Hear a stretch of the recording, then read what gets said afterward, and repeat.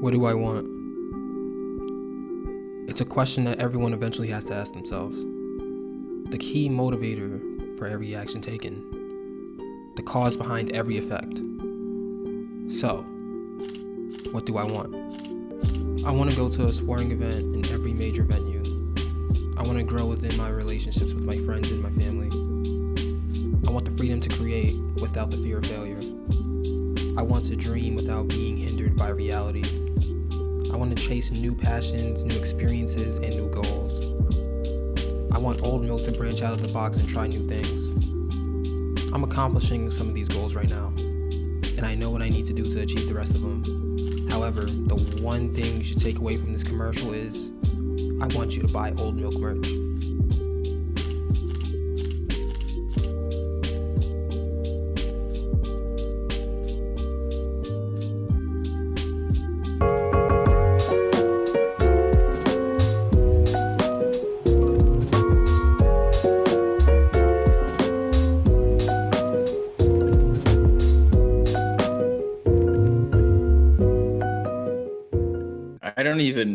I don't even think we can have a classic right now. No, I mean, I think if just because of how attention spans work, this would probably be a good way to start too. I feel like how attention spans work, if an album successfully survives a year and it's still relatively being played, I feel like it's eligible. Yeah, that's like the first step towards eligibility. You know what I mean? Like we don't have that a ton anymore. It's disappointing, but I hate the instant classic just doesn't make any sense. Not at all. Like there's certain projects you hear and you know what I mean? If I wasn't 3 years old when the Blueprint came out, yeah, sure. I'm assuming, you know what I mean? That one, you hear it the first time and you're like, all right, yeah, this one's gonna be around for a while. But even this year, that has given us a ton of great music. I don't know if anything in here is for sure off the bat. I'm all right, I could see the trajectory. And I think you and I have been super super into the Vince, but I overestimated how many people are really into that album. Yeah. Or how many people are because to me, it was for a while, there was some buzz around it. You could see it popping up. And now it doesn't seem anyone is really even thinking about it anymore, which is crazy. Because to me, it's still probably the best project of the year, even considering that my favorite artist dropped an actually good project for the first time in, I don't know, 4 or 5 years. I think with the classic argument, I think that it's something that could be more in a vacuum from the standpoint of, I look at Savage Mode as that's a 21 Savage classic. To the artist, I would say that Ramona Park Broke My Heart is a Vince Staples classic. I think, and if you think about things in that context, I think we got a lot of classic albums this year. We got a lot of artists who have far exceeded the standards that they've set from themselves in previous years this year. I'd even say Rod Wave would be an example of that. Nav would be an example of that. I haven't listened, until this year, I didn't really listen to Saba, but I really like the Saba album. And it wouldn't surprise me if that's the best album that he's made so far.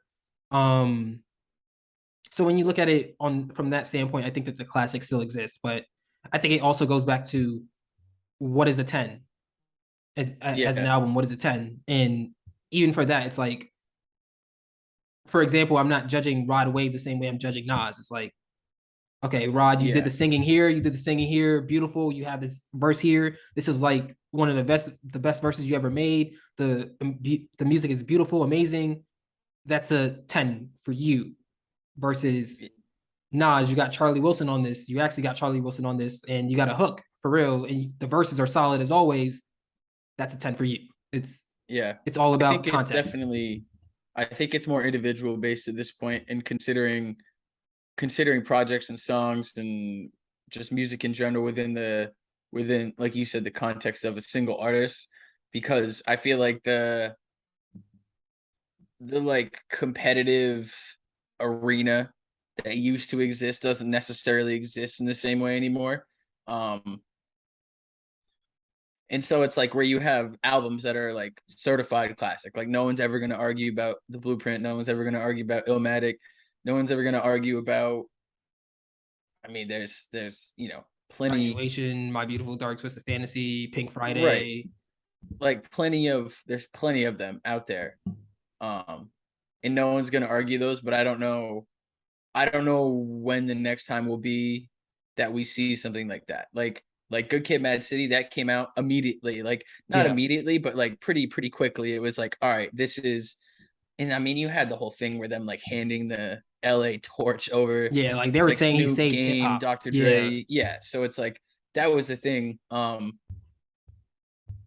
the honestly, last classic would probably be maybe Damn, if not Damn, DS2. Yeah, and that's 7 years ago. I think that like there's some stuff, but it's kind of a similar conversation to the one we were having about like individual context. Cause like to me, like Alfredo could be in that conversation in terms of like hip hop classic, like the way it, you know what I mean? Like it has a bulletproof feature list. Like Gibbs comes with the verses, it's Alk on everything. Tyler was amazing on his verse. Yeah, right. Like, yeah. So it's like it's just a difficult conversation. But staying in LA, and this is like obviously what we're talking about. Because Kendrick at this point is like so much bigger than the city itself. So it's like, when you think about LA right now, is there an artist? Because we like lost Draco the Ruler last year, and like we lost Nipsey. Is there an artist that stands out to you that's like, this is LA? And I could be missing someone. Like you have like Game and stuff, but like they're older. Yeah, I would say, and like Vince is. I don't Roddy think Vince might be the youngest or the least experienced artist that I'd point to. Yeah, I'd say Kendrick. I'd say Schoolboy Q, Vince Staples, YG. And Vince is from, I don't know if he like, it's similar with Snoop, like where they're clearly from like LA, but it is like a different part of LA. So I don't know if, I don't even know if Vince Staples would be like, yeah, I'm an LA artist, or if he'd be like very much like, I'm a Long Beach artist. So yeah, I mean, it's all California. I mean, I'd also throw Tyler the Creator in there too, but he's been around for like 10 years as well. Yeah. So that is a tough question. I'd probably say that Roddy is the one as we transition into the episode. But before we do, Shohei Ohtani got robbed. That man is the 4th best hitter in the league last season and the 3rd best pitcher in the league last season. He deserves a back-to-back MVP. Just had to say that. More bombs. There's so much more than just hitting bombs. He prevents bombs. He prevents them on the other side. He strikes out a ton of hitters. Yeah. Hey, hitting a ball 450 versus painting on black. What are you gonna? Painting on black is tough. Oh, it's cool, tough. But it's certainly not as cool as being 6'7" and just. I mean, if you're smoking, like just doing inhuman things. I mean, if you're 6'7", you already have an advantage. Like you already have the angle that's better for you. You and I would have no idea. We're not. Yeah, we're like up there. We're getting we're getting tape measure home runs, if you will. That's we don't hit no doubters. But that being said, that is Taylor McLeod. I am Nate Sperlin. Welcome to the Cap, episode 329. We maybe slap singles into right field. Maybe they're getting rid of the shift, so we might be able to actually get on base. I know I'm gonna be a pitch runner regardless. So I'm taking second. I'm a call me Ricky Henderson because I steal. I'll be in an office somewhere crunching numbers. You're gonna be Moneyball. You're gonna be Billy Bean. I'll be Jonah Hill in Moneyball. So just the actor, not even the actual guy. Just like Exactly. Okay, thank you for watching on YouTube, listening on Spotify, Apple Podcasts, Amazon Music, Stitcher, and more. Do us a favor, hit the like button and subscribe to the channel. Follow us on Instagram and Twitter and TikTok at Old Milk Media. Check out all the Old Milk content on oldmilk.co. That being said, Taylor, how are you doing today? I probably asked you this before, but this is like the official how are you doing? Yeah, I'm good. I'm good. Like, I think it's another decent music weekend. Weather's good. What more can you ask? Celtics have won 9 in a row, 12-3, best team in the league. Hey. Honestly, I'm not even gonna say anything because if you're gonna be happy for me and Justin Fields, I'm gonna be happy for you and the Celtics. So thank you. I'm happy you guys are doing it, man. You're like one of the only two teams to take seriously right now. Maybe the others, the Bucks. I don't really know who to take seriously on the Western Conference side, but that's neither here or there. Today we are talking about Roddy Ricch, Feed the Streets 3, 15 tracks long, 39 minutes long. It features Lil Durk and Ty Dolla $ign, the GOAT Ty Dolla $ign, the never missed on a feature Ty Dolla $ign. I just wanted to do that. And another quick note, I think that this is the best album cover that Roddy's had so far. So I appreciate that. You know, I'm always into album art. And join the conversation in the comments below. But that being said, Taylor, what did you think about Feed the Streets 3? I agree.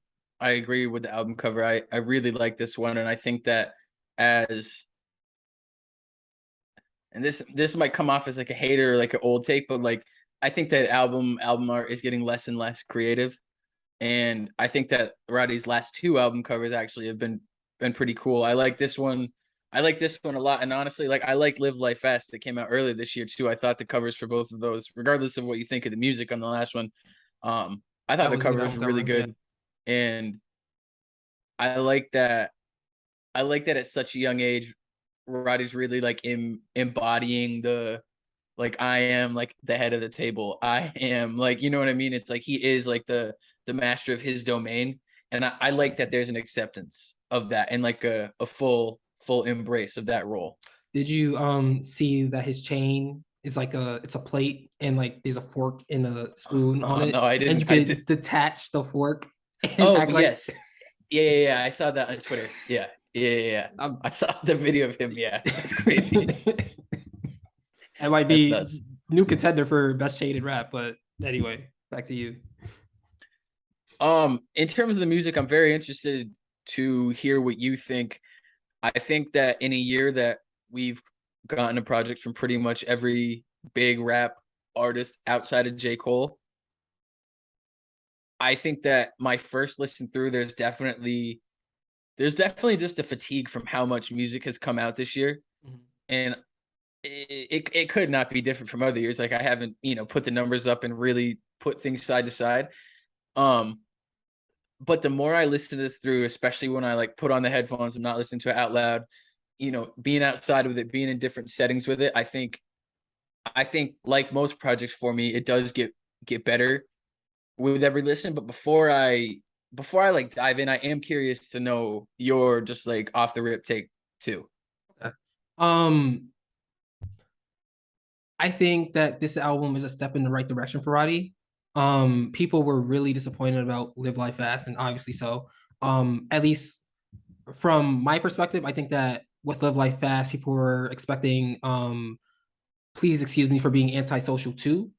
And I think that Roddy's in an interesting was put in an interesting spot because the sound that he blew up on wasn't his primary sound. So because of that, it's like, okay, they like, do you change your artistic identity for what works, or do you stay true to yourself and what you've been continuously releasing from before that? And with Live Life Fast, it seemed like Roddy chose to stay true to himself. And I appreciated that. There were some good songs on Live Life Fast. The issue for me with Live Life Fast was that I remember maybe a few months after Please Excuse Me for being antisocial came out, Roddy did an interview and they were basically asking him about what the next project was going to be. And his response was, I'm not really, something along the lines of, it's not going to come this year because I want to take time to live life and I want to take time to actually have something to talk about, have something to rap about. And as someone who wasn't really a fan of Please Excuse Me for being antisocial, I was like, okay, I'm gonna give Roddy a second chance because I appreciate the like how many artists are really going to at the prime of their career take a step back and say, okay, I need to actually have something to rap about. However, Live Life Fast is just the basic same hip hop things that everybody raps about. So because of that, I was disappointed. Um, there was also too much fat on it from the standpoint of he would let instrumentals run for like 30 seconds and there will probably be like Roddy vocals on there for a minute and a half and then instrumental again. And it's like, what am I really listening to here? So what I was really looking for from Roddy is how was he able to blend both of those styles together, the style that he is more true to him as well as the style that everyone loves him for. And I think that he did a good job with that with Feed the Streets 3. Um, one of the reasons why I didn't like Please Excuse Me for being antisocial was the fact that I felt like sometimes the singing, while it was amazing, I thought that it was random sometimes. Like you can't really, it didn't really make sense where it was placed. And I think that here, the singing when the difference between the rapping Roddy and the singing Roddy perfectly complement each other.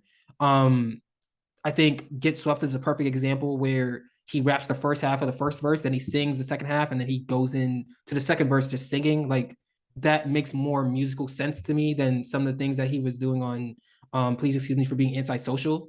So this like on the same level of Please Excuse Me to be antisocial? In other words, do I expect it to be as popular? No. They were calling him washed after Live Life Fast. So it's gonna be interesting to see how many people actually give this album a chance. But I think it's a good album. I think that it's solid. I think if I were to compare it to another album this year, I compare it to Nav's album from the standpoint of it's a good album to have on. It sounds good. Everything makes sense. There isn't really much filler. There isn't really many skips on it in the first place. I do think that it's a step below Nav's album, but that being said, I regard Nav's album as like super high up there. So I think that Roddy's album is um above average, possibly good. It's not great, but again, it's a step in the right direction. And that's really all I was looking for from an album like this, especially after something as disappointing as Live Life Fast. Yeah, I think that it definitely feels like a mixtape more so than an album to me, especially having just 2 features. And it just being part of like a series like Feed the Streets. It's not its own, you know what I mean? It's not its own project exclusive from others. It is part of a series, and I think that that always lends itself nicely to an artist who maybe had a underwhelming project to get back into a series that's like, all right, I'm familiar over here. Um, I can, you know what I mean? Like that's more his lane to me. It's interesting you brought up the singing because I think that his singing, he hits like a certain pitch when he sings that reminds me a lot of Southern artists more than LA artists. Like it reminds me a little bit of like when Young Boy sings.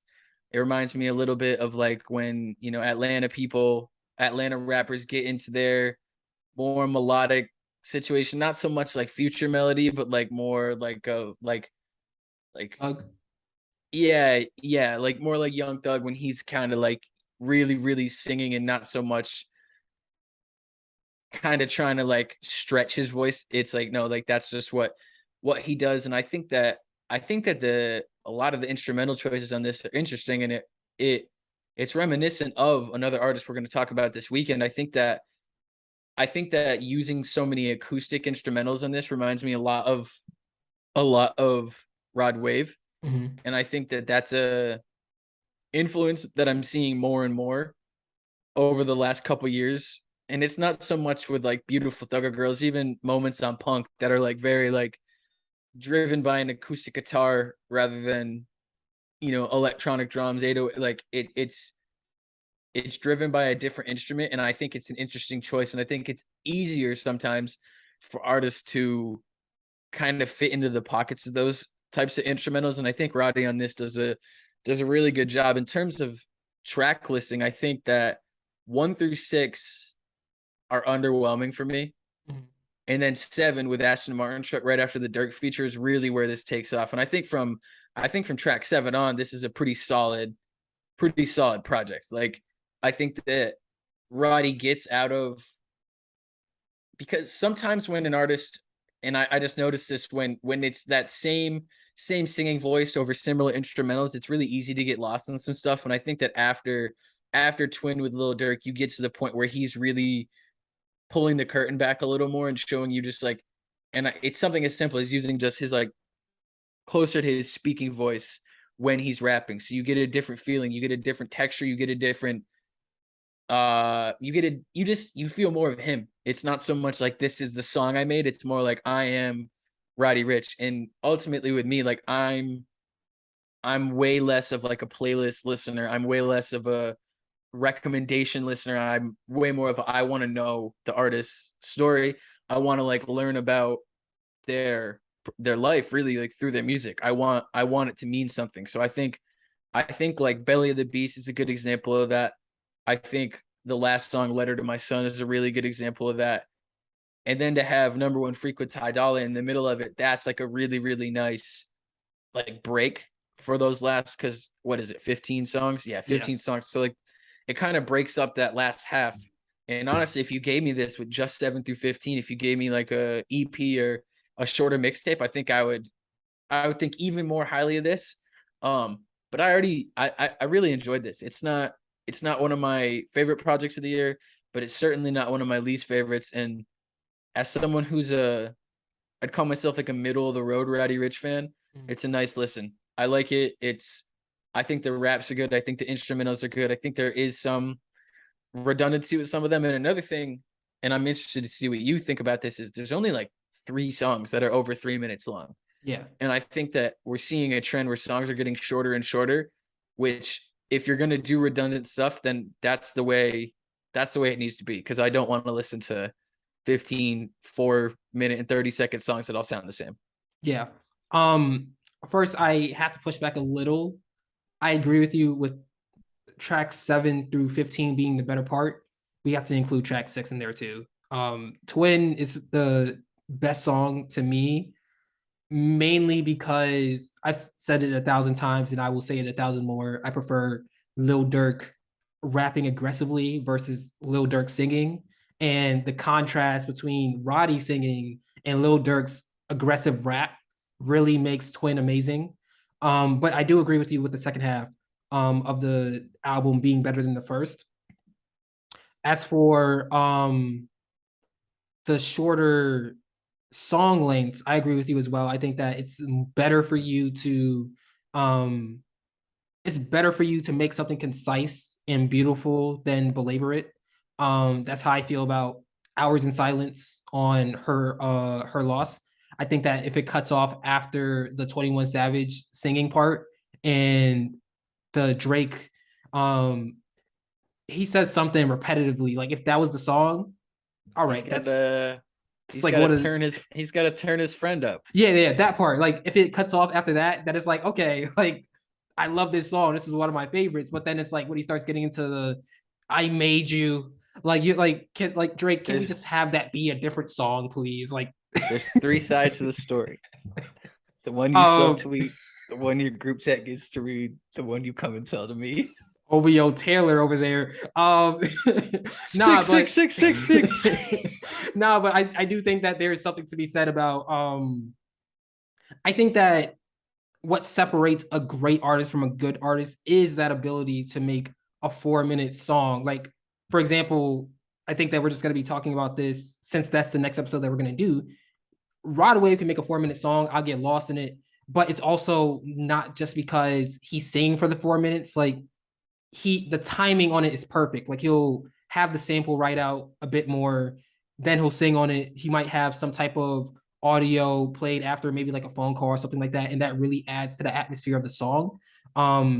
So if you're gonna do something like that, then sure, 4 minutes, 5 minutes even.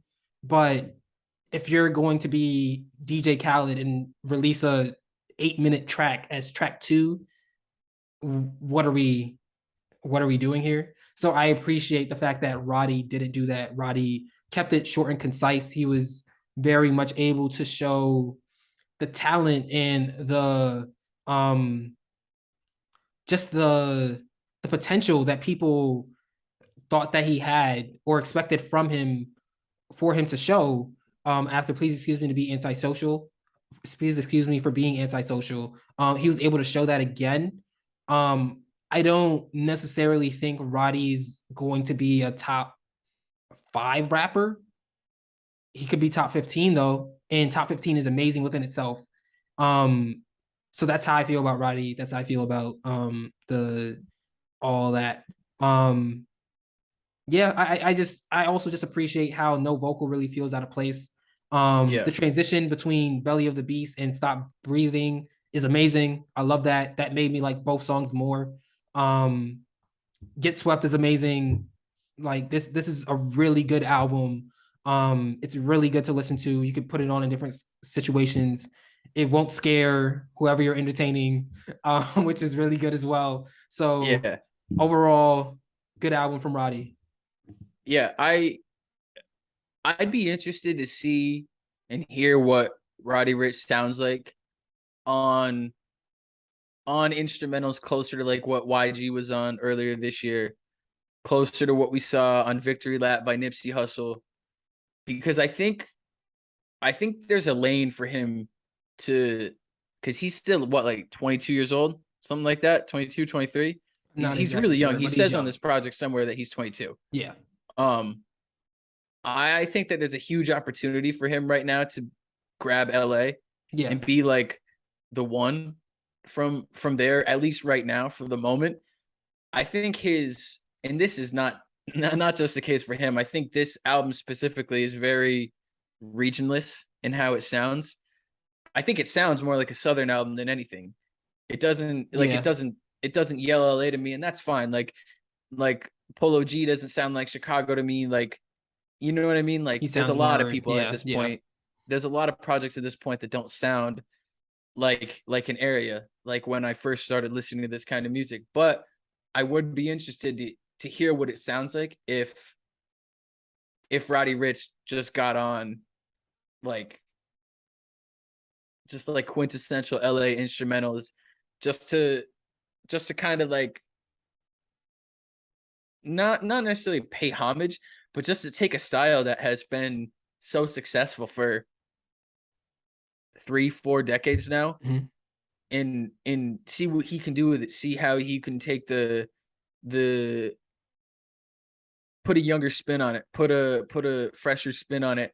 And I'd be really interested to hear something like that, because you can hear it in the music that he has the stories to tell. He has the LA stories to tell. And I think that,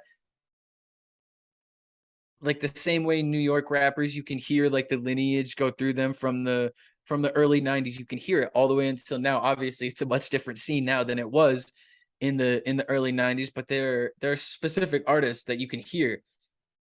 And I just would be interested to hear like what Roddy Ricch would sound like if he really was like, let me make a very Los Angeles project.